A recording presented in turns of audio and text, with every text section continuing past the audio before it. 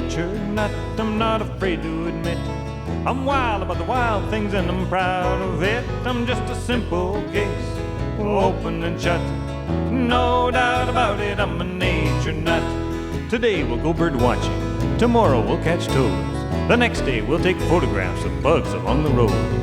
I never get the feeling that I'm in a rut. That's why I'm a nature nut. Well, I'm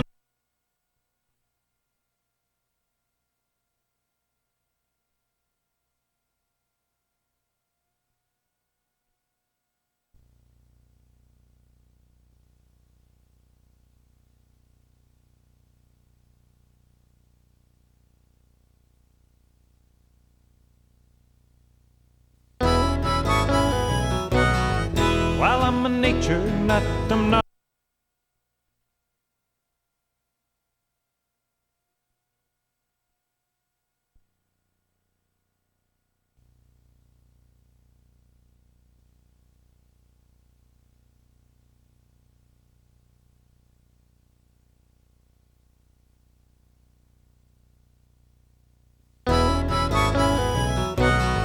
While I'm a nature nut, I'm not afraid to admit I'm wild about the wild things and I'm proud of it. I'm just a simple case, open and shut.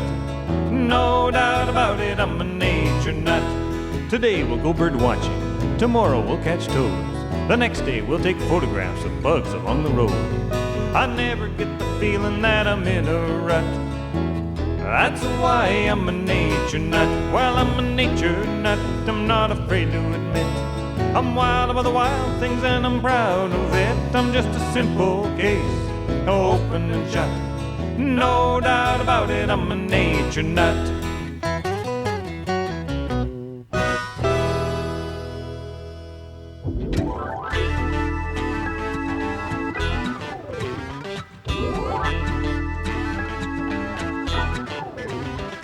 So you got yourself a camera and you're taking lots of pics. You get in close and then you go click. Well, the photos come back all fuzzy and blurred. There's a better way now, haven't you heard? You gotta magnify and stuff it down. Fire up the flash and you're going to town. But don't be cruel to your little friends. Right in the face with the close-up lens. Look at all these great cameras.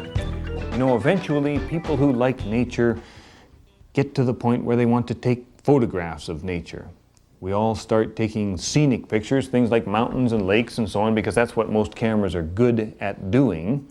And then eventually you realize that most of the things you want to take pictures of are either wildlife way far away, for which you need a telephoto lens, and we'll do a whole show on telephoto photography a bit later, or very tiny things like little flowers or bugs that are quite close up, for which you need close-up equipment, and that's what we're going to be talking about today. You know, it used to be in the old days that it was very difficult to do this kind of specialized photography. The cameras were wonderfully beautiful, very finely crafted things. You had to put the big hood over your head and all this sorts of thing. And you really couldn't do fiddly little close-up shots without a lot of extra effort. Nowadays, you can go to the camera store, you can buy all sorts of sophisticated equipment that will allow you to take just about any kind of photograph that you can imagine. But I realize most people find the technical aspect of photography a bit intimidating, and all this equipment looks quite confusing, even though really it's not. So today we're going to do some close-up photography. You know, I have a bit of experience at this sort of thing myself. At one point I worked on the photographs for this book here, Butterflies of Alberta, and took thousands of close-up photographs. Look at that, is that a nice picture or what? And so I am now prepared to share with you the insights that I gained in that process. Well, here we are back at the Clifford E. Lee Nature Sanctuary, which is the place to be instead of watching TV. Unless, of course, you're watching me. Ha! Let's talk about equipment first. Now, equipment can be an intimidating topic in photography because there's so much to choose from, but it's not. It's really more fun than it is intimidating. Let me tell you right off the bat that there are two basic kinds of cameras that will work for close-up photography. The first is an SLR camera, 35mm SLR, and most cameras of this nature have interchangeable lenses so that the lens comes right off the camera and you can put different sorts of lenses on them. And when you look through the viewfinder of one of these cameras, you see the same thing that the camera lens does, which is very handy instead of looking through some little, view thing off to one side that shows you what's happening off to one side. That's fine for scenery, but for close-ups you want to see exactly what's in front of the lens. The other sort of camera that works very nicely is a super cheap camera like this. This is the world's crummiest camera. I mean, you can't get any cheaper than this. If you're intimidated by photography equipment, don't be. This thing costs less than a roll of film. And the lens on this camera does not focus. I mean, it's what they call focus free. In other words, you can't adjust it, and that's great. This instant camera, same basic principle as the world's crummiest camera. We'll come back to those. Let me tell you first about the SLR cameras. What you have to do, what is different about close-up photography, is that you have to get better magnification. You have to get a bigger image of those little things on your piece of film. Now, there are three ways to get magnification. The first is to get yourself a special macro lens. Now, this lens here is a macro lens, and it will give me up to 1:1 magnification, a ratio of 1:1. In other words, the image on the film is the same size as the thing that you're photographing. Very cool, very good, but also massively expensive. Because most instruction manuals are incomprehensible, camera stores also sell alternative manuals written in plain language. The other thing you can do is use close-up lenses, so that, well, let's say for this lens here, I know I've got one here somewhere. I'll put on, first of all, an adapter ring. Sometimes you need these adapter rings, sometimes you don't, but they're very inexpensive.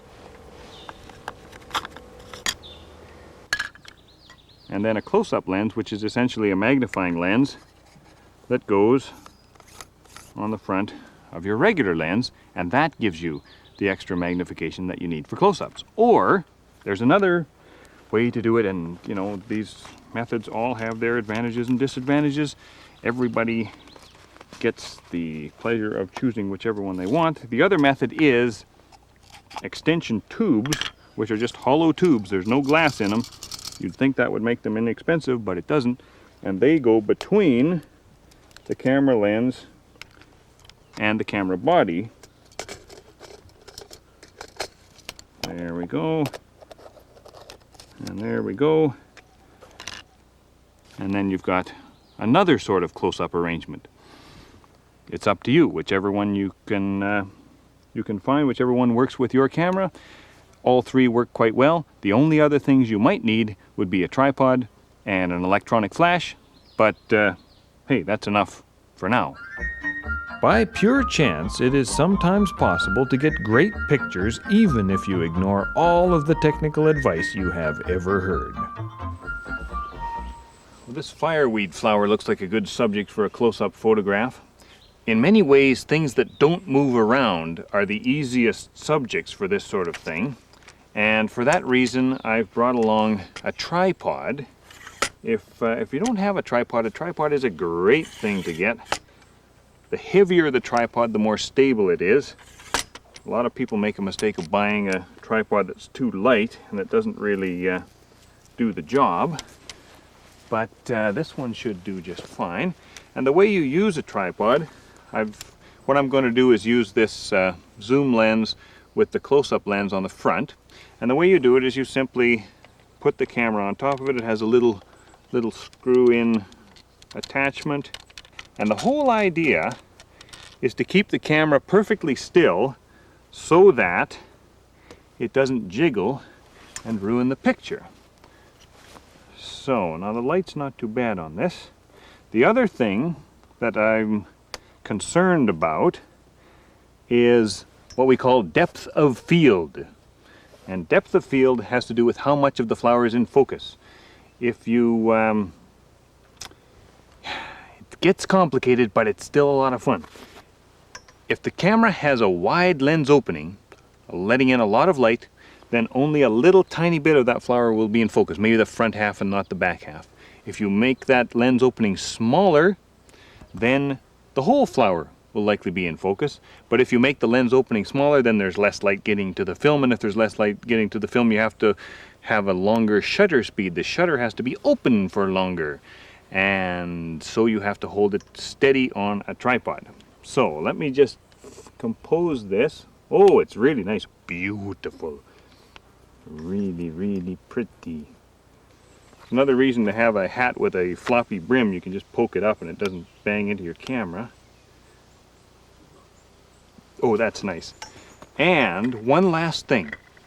If I were just to press down on the shutter release button, I might jiggle the camera that way. So instead, I have a cable release that screws into the camera, and that will allow me to release the shutter without jiggling it.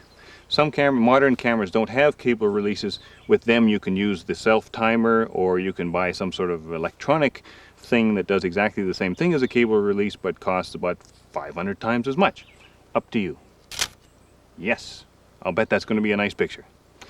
But what about moving subjects? For a moving subject, you need a different approach.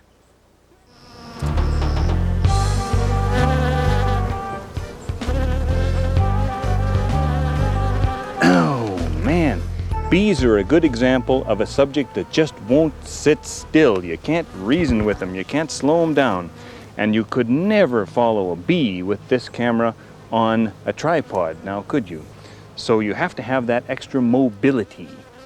And what I find is that, okay, your camera is moving, so it's going to shake, right? Because you have to use that small lens opening, the large number f-stop, to get good depth of field, and because of that you have to get more light to the film.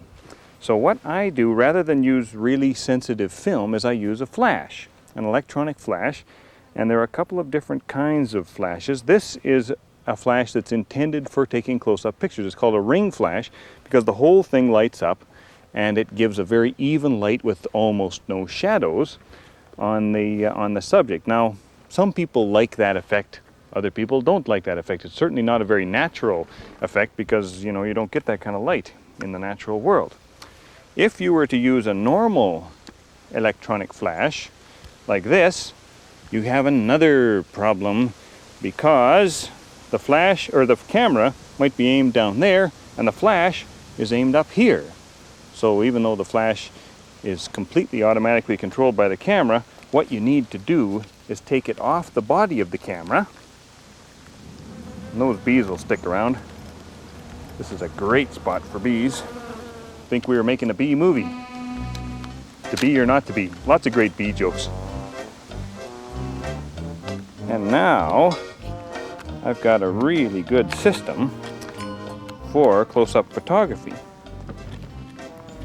Now, not everyone uses this system. Some people make, brackets that hold the flash in exactly the right position, but this way it looks a lot like natural sunlight, and I can follow my subject until I get right up into it and get the photograph. So let's find a bee and give that a try. Buzz, buzz, buzz. Where are you? When someone says the camera doesn't lie, they are either lying themselves or they don't understand cameras. The whole trick, seriously, I can hear him, but I can't see him. Come on, you little bees. Ah, there we are. The whole trick is to hold the flash in the position that sunlight would come from. Gotta move with that bee.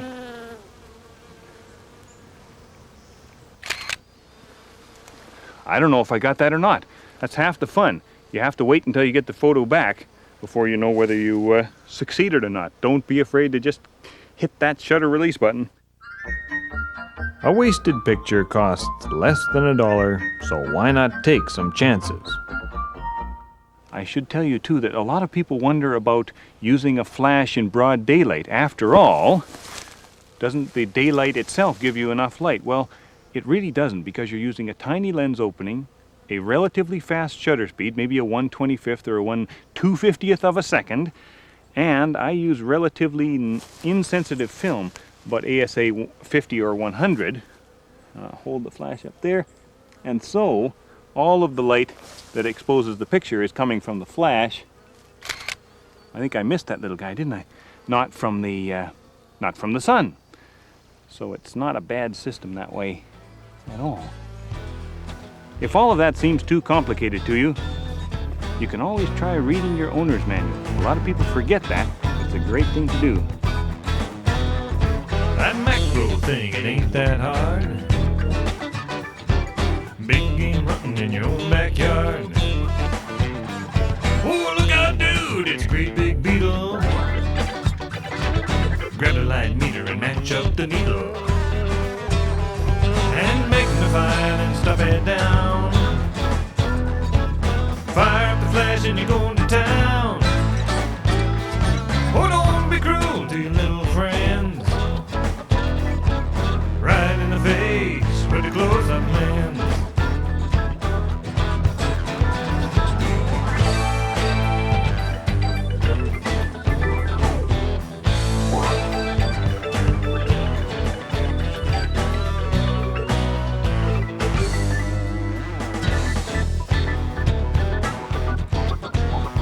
It's flowers, bugs, and butterflies. Them little things that catch your eye. Well, gather round and I'll tell the tale. How I took a great picture of my fingernail. And magnify it and stuff it down. Fire up the flash and you're going to town. Oh, don't be cruel to your little friends. Right in the face with the close-up lens. It's okay to be an equipment fanatic, but it's not good to be an equipment snob. To an equipment snob, this camera is a nightmare. To an equipment fanatic, it's a wonderful low-cost alternative to an expensive SLR. Look at this thing. This is the world's crummiest camera, in case you didn't recognize it. No brand name, so that's why I can call it the world's crummiest camera. It has a simple focus-free lens, which means you can't focus it. This is the shutter release button. This is the little windy thing for winding the film. And it has a totally useless little viewfinder that don't even use it. I mean, whew, man. Put that right back down there. You can use this and get close-up photographs, but you have to modify it first. If you just use it on its own the way it is, your subject has to be about 1 meter away, and a little flower or something, it'll be tiny, tiny in the picture. Not good. So, here's the solution. You add a magnifying glass. Any magnifying glass will do. This is just the one that I happen to have handy. You place the camera right there by the magnifying glass, and you take the picture. But first of all, you need to know how far in front of the lens your subject should be. And in order to determine that, you need to take some test pictures. Let me show you the test pictures I took. At 5 centimeters away, things are a bit out of focus. At 10 centimeters, they are still out of focus. Down below you can barely read 12 Pthulabopachu. That's the phrase I use. You can use it too. It's kind of random. It's like, why do they put an E on the top of an eye chart? Good question. 15 centimeters, perfect, absolutely crisp. 12 Pthulabopachu, you just can't miss it. So 15 centimeters is probably the right distance to use, and that, you know, that's about 6 inches, about that far in front of the camera. This is a very forgiving thing. This is not an exact science, it's an art. Now, look at this. You don't believe me that this little crummy camera can take great pictures? How's that for beautiful? A wild rose, a little bit off center because you can't really aim this camera. It helps you develop good rules of composition by not putting everything right in the middle of the picture. A dragonfly resting on a leaf. Very peaceful little scene. some fleabane flowers blooming in the spring, and a silvery blue butterfly spreading its wings to the sunshine. What do you think of that? The world's crummiest camera? That's a bargain. This whole outfit, camera, a roll of film, and a magnifying glass, I don't know, 10, 15 bucks. That is a bargain. No matter how easy they make it sound, most professional nature photographers throw out at least half of the pictures they take. Any natural setting is full of close-up photography possibilities, thousands, millions of photographs. All you have to do is learn to see those photographs, to recognize the opportunities. Something like a wood lily, it's almost too obvious. By the way, this instant camera works on the same principle of crumminess as the world's crummiest camera. You can still use a magnifying glass with it because it's got a fixed focus lens. It's also got a flash. Now that upper mezzanine level there tends to put the magnifying glass at an angle, but that's okay. I mean, this is a very forgiving business. Just aim it and see what happens. And you get to discover just how well or poorly you did right away. Very cool.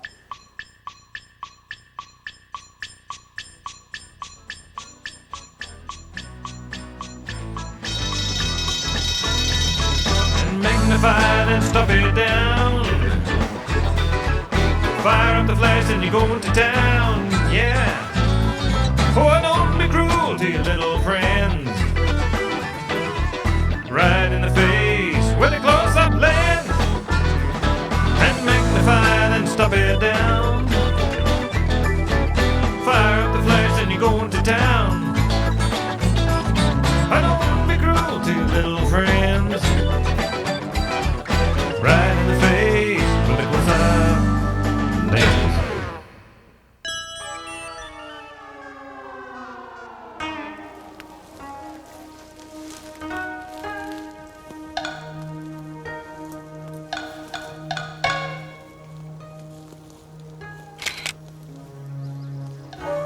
I bet this looks peculiar.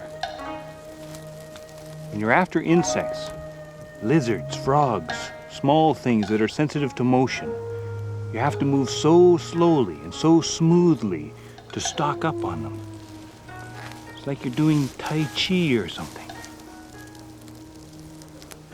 Watch with one eye through the camera and the other eye on the subject. Slowly move into focus. Where's that flower? And only then take your picture. And if you don't perfect that very slow, smooth motion, you'll never sneak up on most butterflies, flies, and things like that. Ah, there's another one. A little wasp. Good enough. There's millions of things here. Where'd it go? Lost it again. This can drive you nuts, but it's a lot of fun.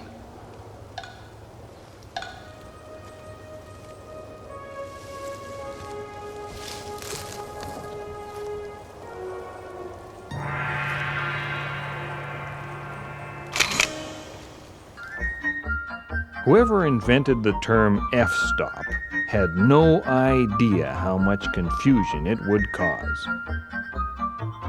Well, there you have it, close-up photography. I hope you get the picture.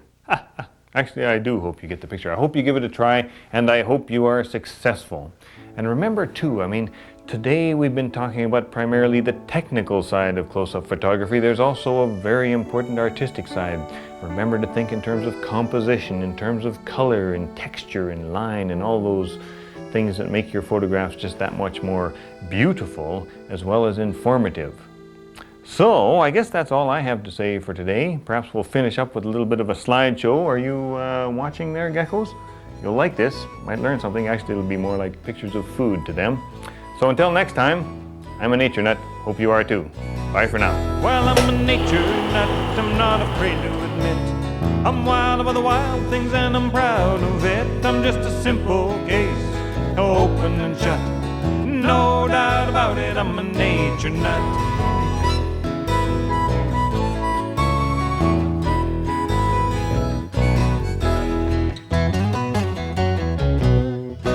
photography. It's full of gizmos and doodads, and no one loves photographic gizmos and doodads as much as nature photographers do. Now, we've already devoted one entire episode to close-up nature photography, photography of little bugs and such, close-up. Today, we will deal with the other side of nature photography, the tricky side, the telephoto side. Now, what does telephoto mean? Well, it's like this. You know how it is. You're walking along the trail, you see a beautiful bird up in a tree, you get out the camera, you take a picture. When the picture comes back, it's just a little speck in a bunch of branches. Well, how do they get those wonderful photographs in magazines and coffee table books? They use telephoto equipment. Big, impressive lenses that make you look like a wildlife photographer even before you press the shutter. Today, we'll take out some of this telephoto equipment. I'll show you how to use it, how to get started as a wildlife telephoto photographer. And for those of you sports fans out there who would rather be watching hockey or golf or something like that, hey, stay tuned, pay attention. This is exactly the same technology that sports photographers use, and the principles involved are identical. So what kind of a telephoto lens do you need? Well, anything with a focal length greater than 50 millimeters is a telephoto lens. So the question then is, how long should your telephoto lens be in its focal length? So let's have a look at some lenses and we can discuss that matter. Let's start with this one, my favorite. This is a 300 millimeter telephoto lens. Perfectly reasonable length for a telephoto lens. And this lens cost about, well, a little over $1,000. The reason it's so expensive is because it's a very high quality lens that gives absolutely sharp images, and it also has a relatively large maximum lens opening, the f-stop. What kind of a silly term is f-stop? But basically f-stop means the size of the lens opening. A small number means a big f-stop. And for telephoto photography, a big lens opening is good. It's like golf. A small number is good. So f4, 4 is a relatively small number, is better than f5.6 or f8 or something like that. So that is a fine telephoto lens, quite useful for general wildlife photography purposes. And what else can I show you? Okay, well, let's put this other one on the camera. I'll just take this 50 millimeter lens off and attach this lens here. This is a, well, if I can get it on the camera, you'll be able to see what I mean. Never force a lens like this because you wreck everything. Oh, we'll be here for hours. Hope you don't mind. Yep. Yeah. Come on! This is supposed to happen when you have something really exciting in front of you that you want to take a picture of and you can't get the lens on the camera. Okay, why is this happening? Ah, there's a little red dot. Always look for the little red dot. They put it there for a reason. The reason is people like me. Ah, there we go. Lens is now on the camera. All is well. This is a 500 millimeter lens. Now that's kind of weird, isn't it? That the 500 millimeter lens is shorter than the 300 millimeter lens. Defies the laws of physics. But the fact is that this lens, if you take the lens hood off, is even shorter. It's a mirror reflex lens, and these lenses are relatively light, and they're relatively inexpensive, and they're actually quite a good bargain. This thing, I don't know, $350, something like that. The only thing that's difficult about them, well, there's two things. First of all, the f-stop is f8. You can't change it. It's f8 all the time, all day, all night, even in the winter. And the other thing that's a problem is any little sparkly highlight that's out of focus turns into a donut. So you get all these little donuts in behind your wildlife, which look kind of nice for the first couple of pictures you take, but after that, they're just weird. So it's up to you. If you don't have highlights in the background, the photographs look quite normal. So I'll put that one down and show you one more.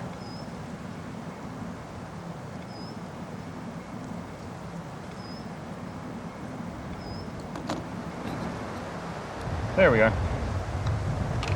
This is a zoom telephoto lens. A lot of people get those two terms confused. What's a zoom and what's a telephoto? Well, a zoom lens is just a lens with a variable focal length, and usually it sort of zooms out and it zooms back like that. This one goes from 60 millimeters to 300 millimeters, so it's always a telephoto lens, all the way from 60 to 300. It's just a matter of which focal length you prefer to use.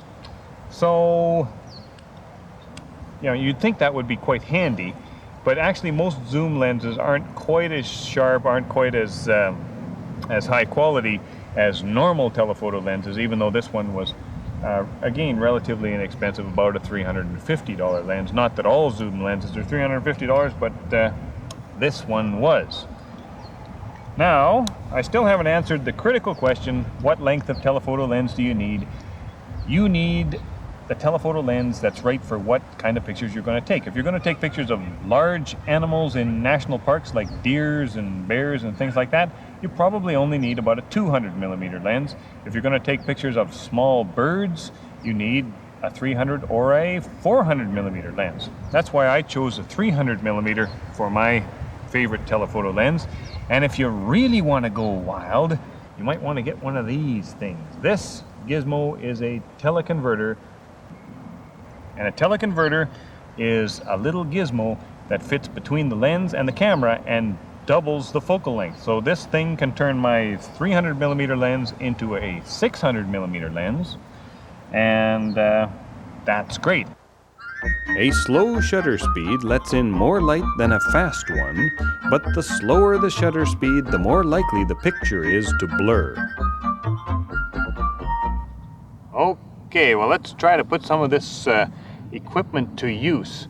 Now, I'm waiting for this Richardson's ground squirrel to come out of its hole here. And the reason I'm using a Richardson's ground squirrel is because it's a good idea to practice with semi-tame wildlife before you go out in the wilderness to get pictures of completely wild critters. And these little guys are living in this city park. They're a good thing to practice on, and besides which they're kind of cute. They make for good pictures. Now, he's not coming out of his hole probably because I'm talking too much, but he will eventually, and I'm very patient. I've got the camera mounted on a tripod for stability, and I've got the 300 millimeter lens on. Now, there are two schools of thought on how to use the tripod. One school recommends that you place your left hand on top of the lens and use it to focus, and you hold the camera with the right hand and use it to fire the shutter release button, and that way you cushion the camera against any vibrations that the wind or whatever might be creating. In the other school of thought, you don't touch it. Don't dare touch that camera. Don't dare touch that tripod. Use a cable release or a remote control release, a radio release, any of that kind of stuff. And that way you won't introduce any new vibrations to the tripod, which is already stable. Now, I guess it really depends on the particular tripod, the particular camera, the conditions, and so on. You can experiment, see what works best for you, if anything. But, you know, I find actually both systems work just fine, for the most part, unless you're really fussy. So, oh, by the way, why am I using this particular lens, 300 millimeter f4 lens? Well, the gopher is quite close, if you don't mind me calling it a gopher, and so 300 millimeters is plenty of telephoto power. I'm using it at the widest possible lens opening, so the grass in front of the gopher will be nicely out of focus, the grass behind the gopher will be out of focus, and the gopher itself will be such a beautifully crisp thing in the middle of this photograph. How nice. Now all we have to do is wait for the gopher.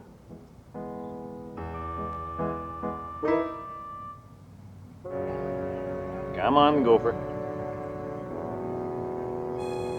Could be here for a while.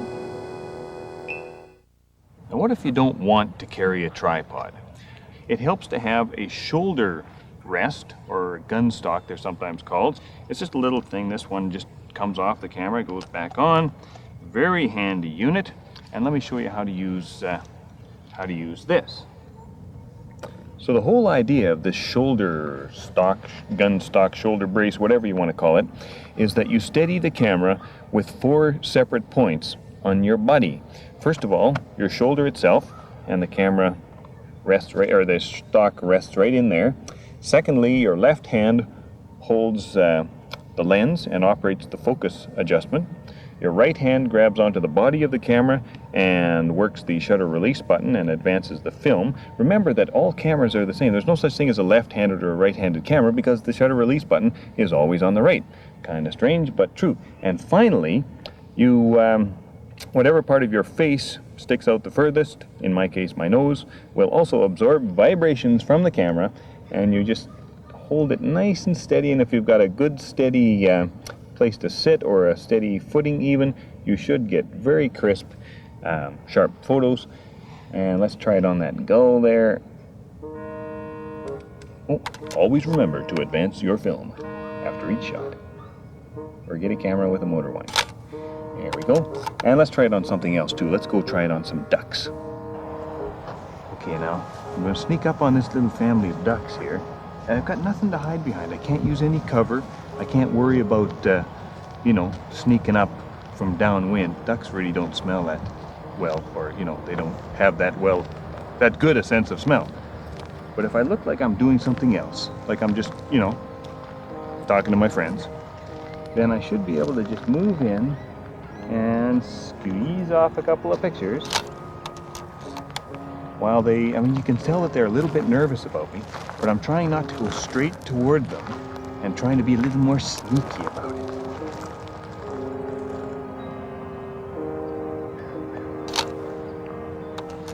Take time to compose.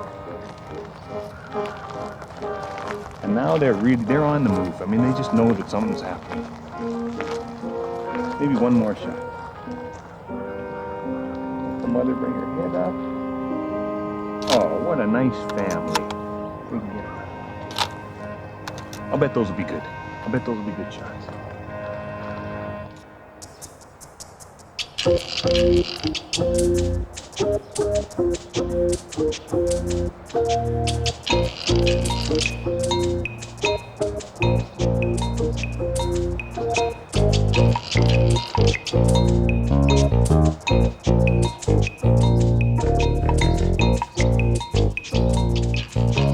A traditional part of the wildlife photographer's equipment list is the blind or hide. A blind is just a tent with no windows and an opening for the lens to poke out. I don't really like using blinds, so I just use my old ice fishing tent when I need to do something with a blind. I used this one to get videotape of a blue jay coming to the bird feeder. You might remember that from our winter bird watching episode. The blue jay came in, weighed a couple of peanuts, decided which one to eat, and flew away. It was beautiful. Anyway, this thing seems to work not too badly. It's kind of like a sauna right now. But I'm waiting for pine siskins to come to my bird feeder. And I don't know if a pine siskin would really mind. I could probably get a picture of a pine siskin just standing outside, but why not give it a try? A blind can be a lot of fun. Anyway, if you do use a blind, you should set it up before you need to take the picture, usually a day or two before, in a place where you're sure that wildlife will appear, like a nest or a den or a feeding site. And if you can enter it with a friend and then have your friend go away, most animals can't count. They'll think everyone is out of the blind when actually you remain waiting for them. Or go in early in the morning before the sun comes up. Oh, siskin's coming. See you later.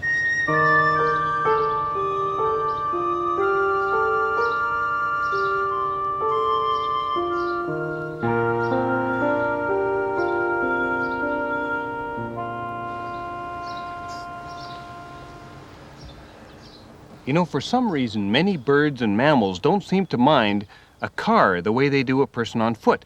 So you can use your car as a blind if you don't want to sit in a regular blind. You can also mount your camera on this thing. It's called a window mount. And then you don't need to fiddle with a tripod getting in the way of your legs when you're trying to drive, which is good too. It works especially well if you can drive slowly. Don't come screeching to a stop on a main highway and expect the animals to stay where they are. Or if you've got a nice deserted country road and you can roll silently downhill with the car in neutral. See you later.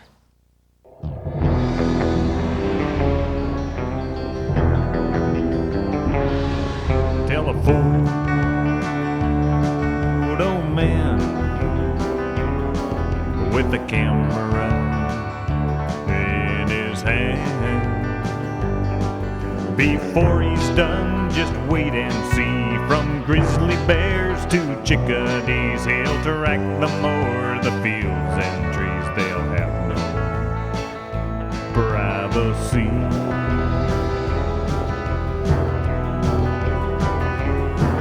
Telephoto guy, he's like a private eye. With camouflage and muted step, it's been a week since he last slept. He's trying hard to intercept that rarest creature yet.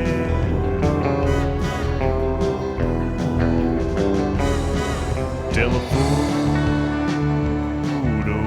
dude, impossible to elude.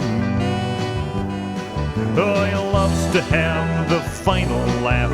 They'll write it on his epitaph. He took the greatest photographs. I wish I had his autograph.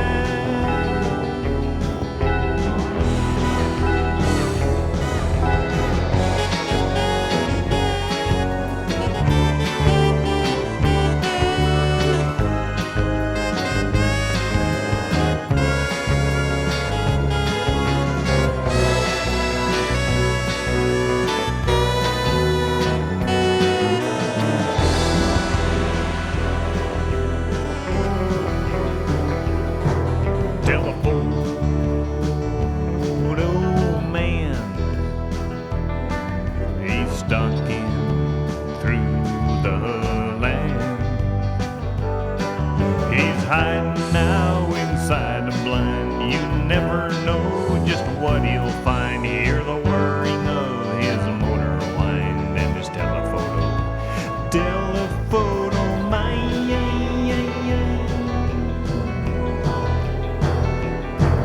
telephoto.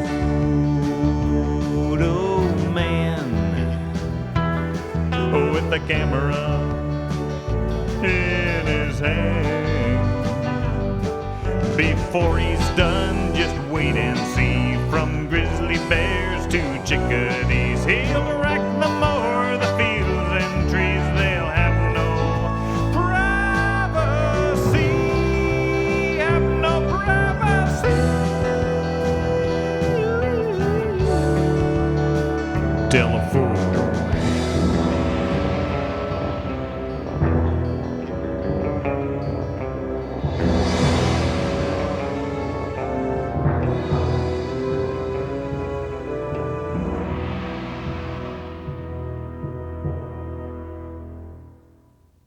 Oh man, it's hot out today.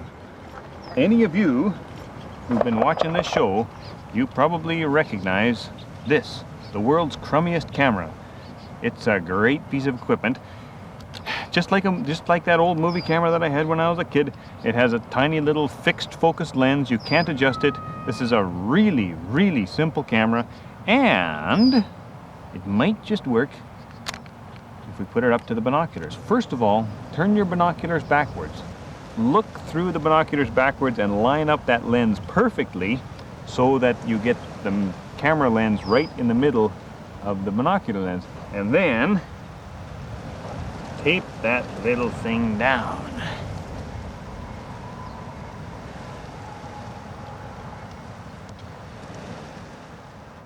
Turn the binoculars back around, and at this point you just look through the left side of the binoculars or the right side, whichever you prefer. Focus with the binocular focus thing that still works, of course. And when you see something you want to take a picture of, you just take a picture of it. Piece of cake. Now, are you doubtful? Let me show you the results. I've been experimenting, and it took me 3 rolls of film to get this right. The first roll, totally blank. 24 totally blank pictures because I didn't quite center up the camera because I didn't think of it. So, learned my lesson. On the second roll, I went out and worked with gophers. Look at this, a little bit of a gopher ear. How encouraging. Here it's beautifully centered, but the gopher ran away. Isn't that nice? Then the next roll of film that I took with the camera perfectly aligned and taped down, a gull eating garbage in the distance. And look at this. This is my favorite. I call it Gull in the Clover. It's perfectly in focus. It's beautiful. It even has a sort of a halo effect. You could put it in an oval frame and it would look so nice. It was kind of Victorian, don't you think? And there, the lone gull on the parking lot. Oh, and that's another copy of the same picture. Here, you can have this one. I'm still trying to get that perfect pine siskin photograph. This is much more comfortable way to do it than sitting in the blind. While we're waiting for the pine siskin to arrive, let me just tell you a few things about the ethics of wildlife photography. Never harass an animal, chase an animal, or prune vegetation around an animal just to get a photograph.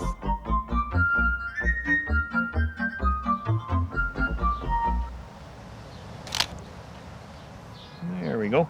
Not the most stable way to take a photograph, but you never know. Might have worked. Look, I gotta show you one more thing. This is my newest gizmo doodad. An $8 tripod. Oh, take off my hat. $8 tripod, look at that. It's just, I'm always on the lookout for bargains. And, oh man, I wonder if that'll support this lens. Ha! Look at that, look at that. You know what you could do with this? It's hilarious. It looks funny. It looks like a little invader from Mars. You could put a remote control cable on it and leave it in front of a badger hole, and then you could go away and take a picture of the badger when the badger came out. Excellent idea. You know, I've only just barely touched on the breadth of the subject of telephoto photography, and I hope you realize that there's so much to learn. It's a wonderful thing to get into, but it certainly is one of those subjects that you can study for years and years and years and years and years and still have something new to learn and some adventures to get into. So, as I always like testing these things, you know, indoors before you take them outside. Until next time, happy photography. I'm a nature nut. I hope you are too. Don't disturb the badger. Oh, this is going to work for sure.